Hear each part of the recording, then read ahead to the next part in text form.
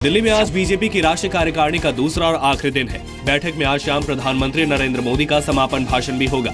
ऐसा माना जा रहा है कि भाषण में पीएम नोटबंदी, सर्जिकल स्ट्राइक जैसी अपनी सरकार की बड़ी कामयाबियों का जिक्र करने के साथ साथ यूपी समेत 5 राज्यों में होने जा रहे विधानसभा के लिए एजेंडे का जिक्र कर सकते हैं। कार्यकारिणी की बैठक में आज आर्थिक प्रस्ताव भी पेश किया जाएगा। इस प्रस्ताव में किसानों और खेती को लेकर सरकार की नीतियों और उसके फायदे को गिनाया जाएगा। वहीं बैठक के पहले दिन सर्जिकल स्ट्राइक और नोटबंदी जैसे बड़े फैसलों के लिए पीएम मोदी को सम्मानित किया गया। पार्टी अध्यक्ष अमित शाह ने विरोधी दलों के नेगेटिव कैंपेन से मजबूती से मुकाबले की जरूरत पर जोर दिया, तो वहीं 5 राज्यों में होने जा रहे विधानसभा चुनाव में पार्टी की जीत का भरोसा भी जताया।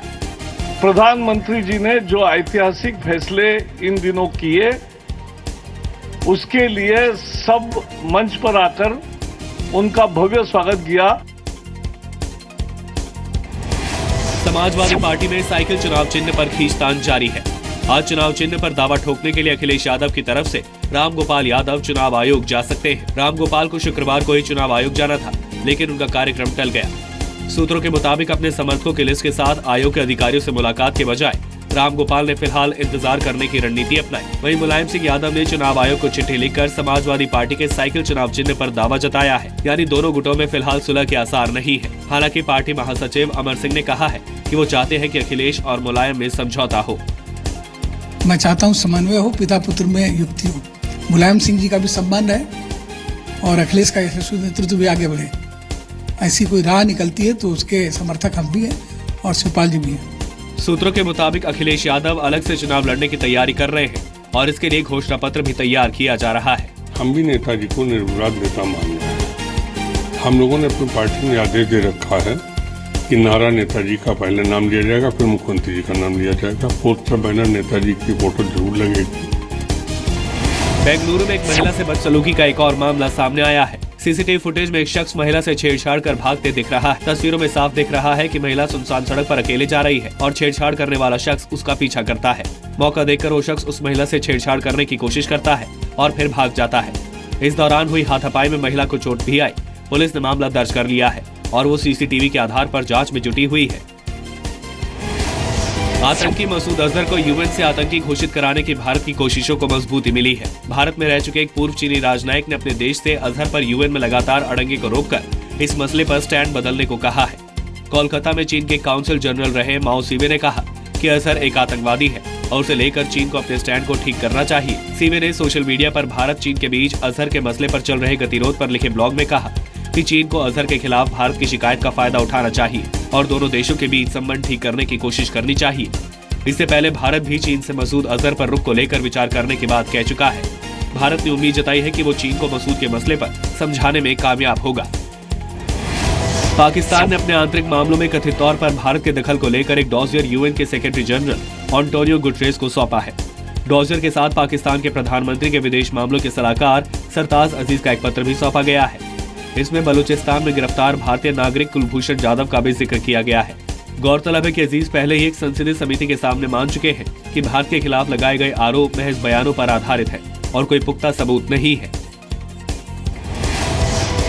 3 दिन का प्रवासी भारतीय दिवस आज से बेंगलुरु में शुरू हो रहा है। इसमें दुनिया भर से 6000 से ज्यादा प्रतिनिधि हिस्सा लेंगे। प्रधानमंत्री नरेंद्र मोदी 8 जनवरी को इस कार्यक्रम को संबोधित करेंगे। इसी दिन एक विशेष सत्र में 8 राज्यों के मुख्यमंत्रियों के शामिल होने की संभावना है। राष्ट्रपति प्रणब मुखर्जी 9 जनवरी को प्रवासी भारतीय सम्मान देंगे।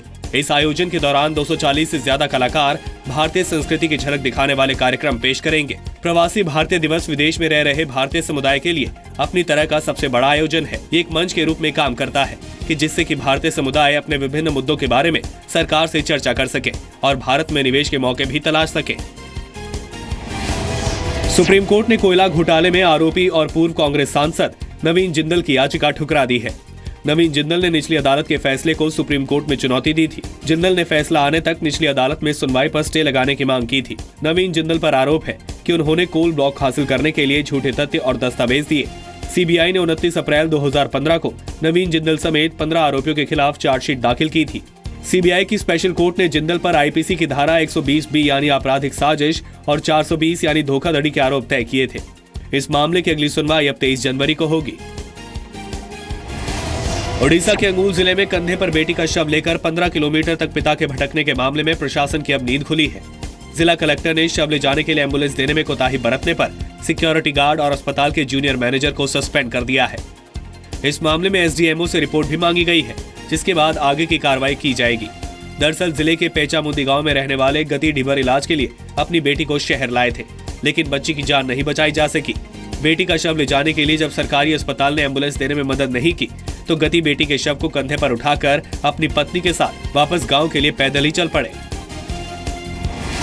दिल्ली एनसीआर में ठंड बढ़ गई है। सुबह हुई बारिश की वजह से तापमान और नीचे खिसक गया है। वहीं जम्मू कश्मीर समेत देश के पहाड़ी इलाकों में लगातार हो रही बर्फबारी और बारिश ने लोगों की मुश्किलें बढ़ा दी हैं। जम्मू कश्मीर और हिमाचल प्रदेश के कई हिस्सों का संपर्क देश के बाकी हिस्सों से टूट गया है। भारी बर्फबारी की वजह से श्रीनगर जम्मू नेशनल हाईवे को भी बंद कर दिया गया है। बड़ी तादाद में लोग जाम में फंसे हुए हैं। श्रीनगर एयरपोर्ट से विमानों की आवाजाही भी बंद है। कश्मीर यूनिवर्सिटी में अगले 2 दिनों तक होने वाले इम्तिहान भी टाल दिए गए हैं। मौसम विभाग ने अगले 24 घंटों में बर्फीले तूफान की चेतावनी दी है। शिमला में भी भारी बर्फबारी हुई। वहीं चंडीगढ़ में भारी बारिश और ओले गिरने से तापमान और नीचे गिर गया है। अमेरिका के फ्लोरिडा फोर्ट लॉडरडेल एयरपोर्ट पर एक बंदूकधारी की फायरिंग में 5 लोगों की मौत हो गई, जबकि 8 लोग घायल हो गए। पुलिस ने इस हमलावर को हिरासत में ले लिया है।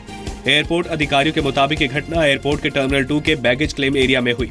पुलिस के मुताबिक फिलहाल उनके पास कोई सबूत नहीं है कि बंदूकधारी ने किसी और के साथ गोलीबारी की।